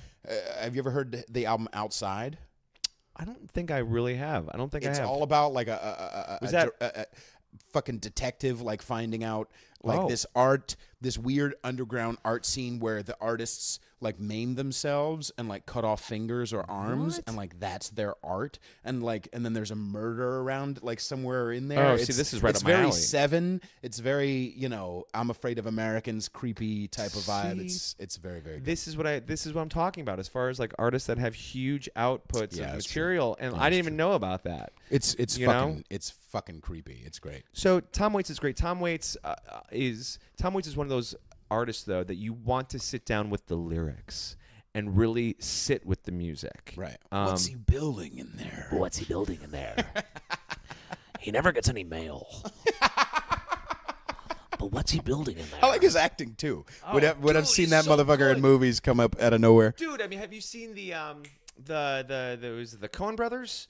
that did that the ballad, newest the one. Ballad of I Buster keep wanting Scruggs. to watch it, but I just haven't. Dude, Tom Waits. Okay, That's all I'm gonna say. Tom Waits. I do like that motherfucker, that main character in that dude from. Which one? There's like 6 different vignettes in there. It's they're all super short. Okay. So I like the dude from goddamn Oh Brother Where Art Thou? that's a great one because it's like a musical and you don't see it coming like that. That one's really fun. You should watch He's that. a goofy looking Yeah, dude, too. the Looks Ballad like of a Buster pinky. Scruggs is super entertaining. And Tom Waits is so good. Of course. You're going to be saying, where are you, Mr. Pocket? Mr. Pocket, you're around here somewhere. He's basically panning for gold by Okay. himself. He carries the whole thing by himself. It's do like that. fucking brilliant. It's so good. So, but again, Tom Waits is not for everyone, and Right. but he's the kind of guy that you want to sit down with a record and listen to it and read the lyrics, Right. and because his records paint a full like picture of a character of, Right. of the time, you know. Right. And just like David Bowie, he went through different phases, and there's different different recording techniques and different, you know. One of the things I love about Tom Waits is that he puts, and this is what James told me, is that he puts really great musicians in really uncomfortable positions, like really uncomfortable, like really pressing. Like when James showed up with his bass to record on the Bad As Me record, he's like, "Okay, I'm here," and Tom apparently goes, Oh, no, you're not playing that. You're going to play that one over there. and pointed at some upright bass that was like rusted, and the strings were all fucked up. And James was like, I don't know how to play this thing. He's like, Good, okay, great. So you're going to play that. and it's just, you know, compromising situations where it's like, oh, I guess I need to rely on Like my a Zappa with the Steve Vai type of situation. Kind of. But instead of wanting very... instead of precision. he wants the sound itself. Yeah, and he, in the same sessions, I can't remember the name of the keyboard player. It's a very, very famous, accomplished studio organ keyboard player who was sitting down and goes, "Okay, Tom, what do you want on this song?" And this James is telling me this, is that the only direction that Tom gave him, he goes, I want you to make it sound like broken glass. All right? Okay, go ahead. That's it. That's the only direction he gave. So he gives the musicians like this, breadth, this David Lynch. David Lynch does that too. Yeah. Like he would be. You ever seen Wild at Heart? yeah, it's been a Laura long time. Dern. It's the Yeah. best fucking movie of all Yeah. time. But his direction to his actors would be like Elvis, bubblegum. You know what I mean? Like he'd just shout out, you know, so that they have this mental image and this aesthetic, and it is like, that's who I have, bubblegum. You know what I mean? Which Like, is such a more rewarding experience for everyone involved, because it's like, Right. well, okay, you know, Right. because you have to react on the fly, you have to trust yourself, you have to go with your instincts, and you know the hours and hours of time that these musicians have spent in shitty gigs and practice rooms and learning their instrument, learning their craft is going to have Nothing to do with what Tom Waits wants when he hits record. you know.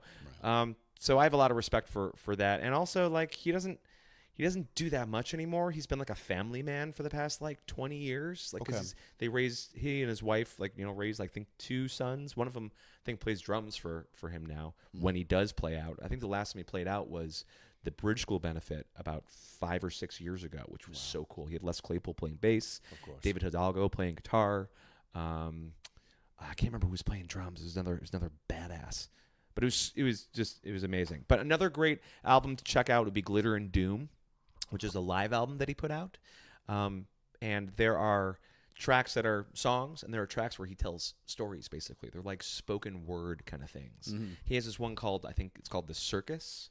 And it's like the only thing that's happening in the background is like calliope kind of like pipe organ kind of sounds while he's painting the picture of all the freaks at the circus and their dynamics between each other. And There's a orangutan named Tripod for reasons that we cannot explain because there are children in the audience. like it's just interesting, different. That makes sense. You lyrically is very similar. Not similar, but like I can understand why it would make sense because you like that type of Gritty, weird. the whole in depth. You know, all the descriptions. Yeah. You know, I that's- like that shit better. What do you feel like about? Because I've had mentors tell me that I'm a little too on the nose. Fuck like that. with lyrics. Like I kind of like being on the nose. I don't think it's necessarily about.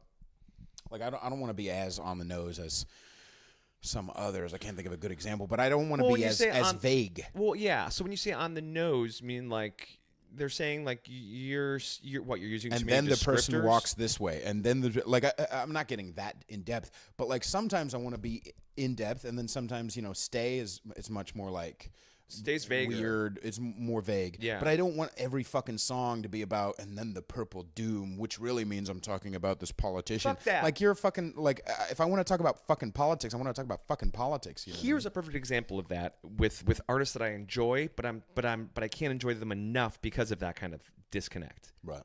Tori Amos. Oh, she's very like Tori's lyrics are so cryptic and vague and weird that you're like, this is a really. I think she's talking about Cornflake Girl, isn't it? She's. The fuck does that mean? I never was a cornflake girl either. You know? I was once. Great. 87. But was there's a lot of Tori songs that I'm like, I don't know what you're talking about. Right. And like, and you want to show up at, it's almost like the Emperor's New Clothes. Like I want to go to a Tori Amos concert and be like, tell me your favorite Tori Amos song. What is that about? You know? Because it's so vague, and the music is great, but like I feel there's a. I feel like it's self-serving. Eventually, at a certain point, it's the musician trying to be like, I'm so. You can't put me in a. I'm so complicated. Tell me a story. Don't make me like. Do I need a decoder of some sort to figure out what the fuck your song is about?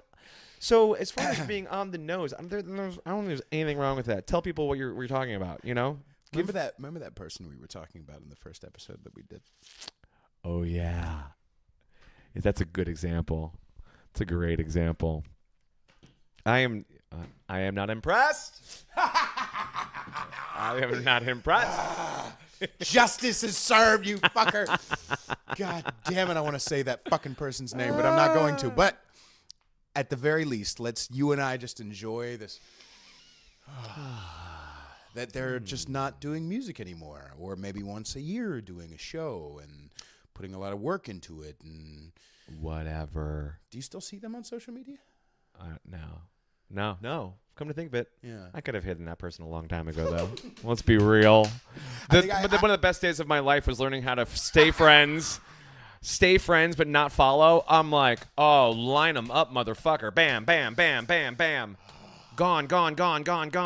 That person, I sat down with them once to write. I don't know if I told the story, but I sat down with them once to write because I enjoy one of their songs. Sure. And I sat down with them because I really liked that song, and I did shows with them, and I was like, let's do this. When we sat down and we kind of wrote kind of fleshed out a couple of ideas, but then I was just like, it just we had other things to do. Sure. And then later on, I reached back out to them. And I was like, well, let's work on, what about that stuff we were writing? And she was like, you mean I was writing? And I'm like, oh, that is cunty. yeah. I already said it's a she, so I'm going to just say she. She's a cunt. That's not cool. Yeah. Oh, I would have said it after that. So let's role play that real quick. Because you said Tori Amos, and I was like, that you. reminds me of this person. I'm gonna be you. Okay. Sure. Hey, remember that stuff that we were writing? You mean I was writing? Yeah, it sucked. So I was wondering if we could maybe get together and maybe fix it because it was really terrible. Here's this song about that feels like that Blair Witch, if Blair Witch was covered in plastic. That's what it's. Here's this fake depth playing the song now. See my hand gesture, kids? This is the musician. This is the instrument that they play. Huh? What? Huh? I'm sorry. What? Huh? I also had that person on another podcast, which I won't name, but I had that person on as a guest, and my other co-host was trying to get the person kind of liven up a little bit and joke and laugh and stuff, and said, I can't remember the exact example, but they said something that dipped into like making fun of women or making fun of sexism. And she totally, completely missed the whole context of the joke and just was a pain in the ass, ready to take anything seriously for a fucking hour. I was embarrassed that I brought her on. I was like, as soon as she left, I was like, I'm sorry, dude. Yikes. And it was just, I'm so serious, and my songs are so fucking precious. God, I want to say that bitch's name. Fuck me, I'm not going to, but I'm just saying. It's yeah. So as far as like with lyrics, I love the more It felt so good to do that just now. Good. It felt so cathartic. This is a safe place. This is a safe. I'm not gonna say it's a safe space. It's a safe. It's just you can say what you want here. Thank you. But yeah, she.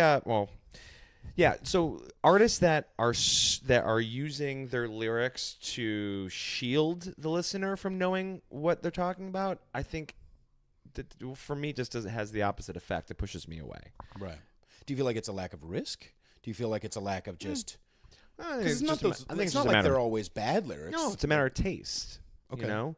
I'm trying to think of another good. I think Trent does that. Trent Reznor, I love Trent Reznor, but like every song is about like, you know, you can kind of come up with the same, okay, we get it, like something about whatever. Like it's rarely that it's not very varied. Yeah. You know what I mean? Yeah. Here's a song called Heresy. What do you think it's about? Right. There's something about struggling and then dying and then death and then here, you know okay, what? We can put them but, together because there is a song on Tori's Under the Pink album that Trent Reznor sings on with her. Really? Yeah, it's a song called Past the Mission. It's beautiful.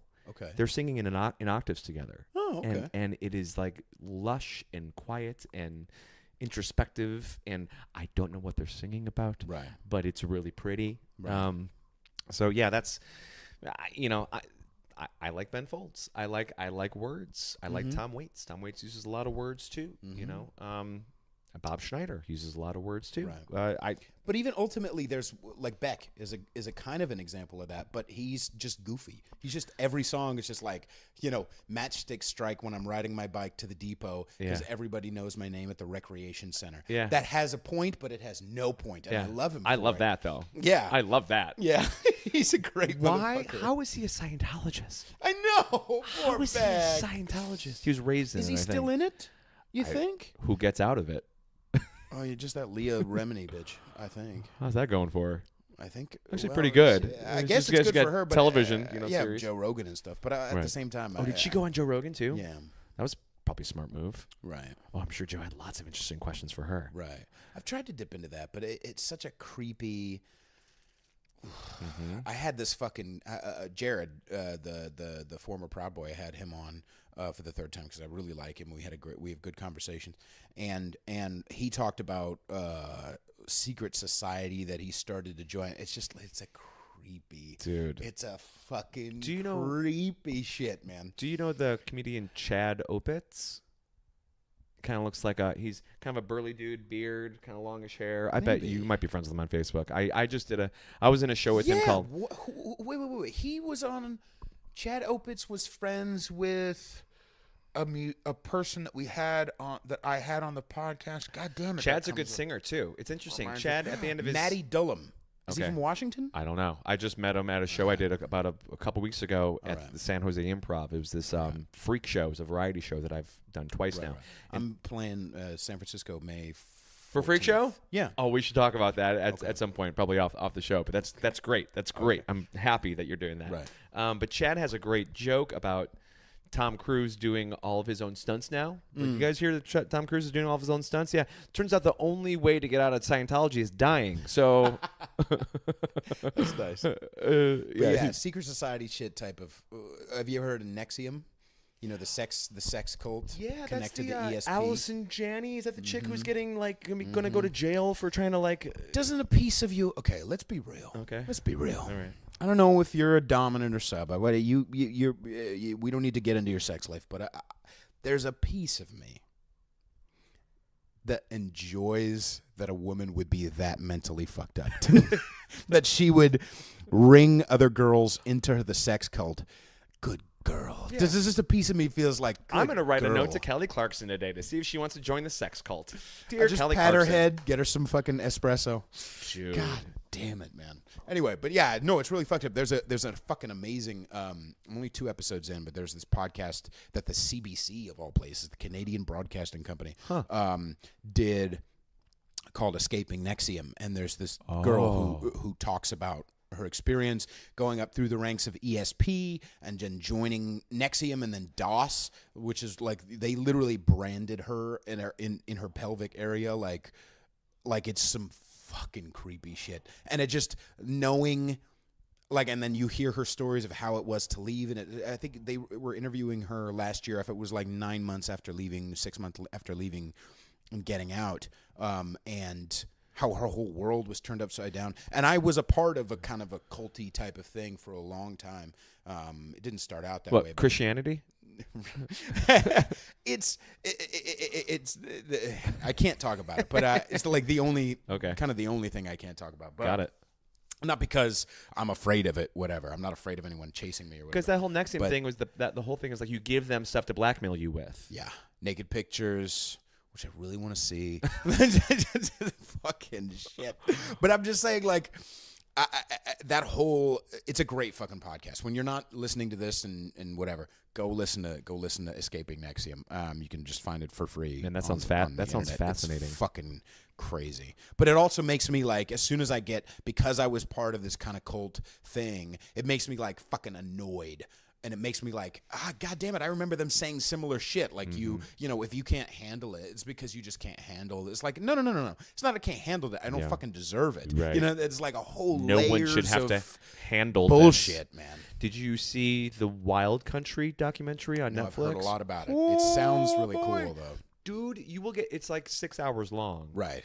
You finish the first hour, and you are like, there's 5 more hours of this? Where could this possibly go? I heard it gets fucking crazy, too. Yeah. It is riveting, dude. Right. It is definitely worth the 6 hours of your life to watch. It's that fucking Oregon, man. Isn't it in Oregon? Is that what it was? Dude, that fucking Oregon, dude. Yeah, I talk about Portland on this fucking show all the time, but that fucking place is weird. Well, this whole thing originated in India, and then they came to Portland and set up shop.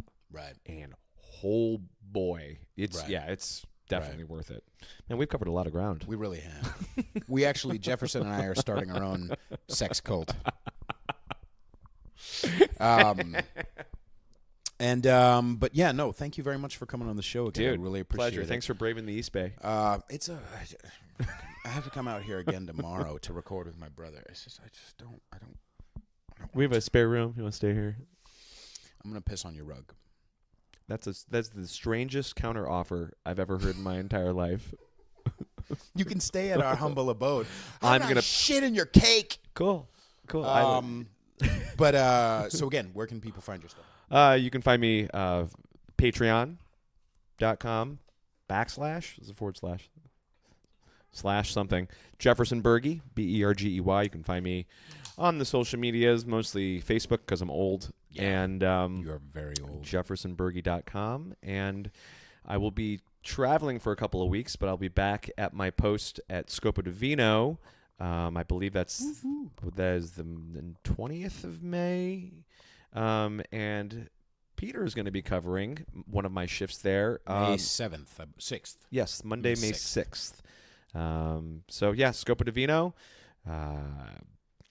Mondays from 7 to 9. 7 to 9. It's a free show in Pack Heights, and I sing really inappropriate shit for people who may or may not know that I'm doing that. Mm-hmm. And it's uncomfortable, and it's rewarding, and it's an adventure every Monday night. Yay. That's it. That's all I got. You can find me on Instagram, because I'm not old, at Peter_Feliciano. And support my podcast and all my musical endeavors at patreon.com/conservatish.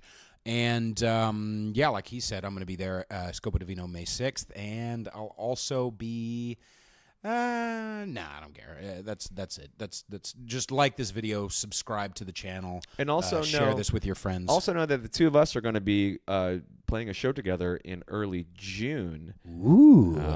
I'll just say it's going to be on a Friday in Oakland. Ooh. So we'll just tickle your ass with a feather with that. And shit in your cake.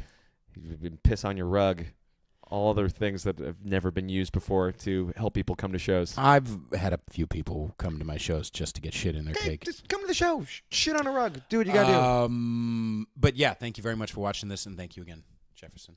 Bye, everybody. My pleasure. Ow! Sorry. I'm passionate.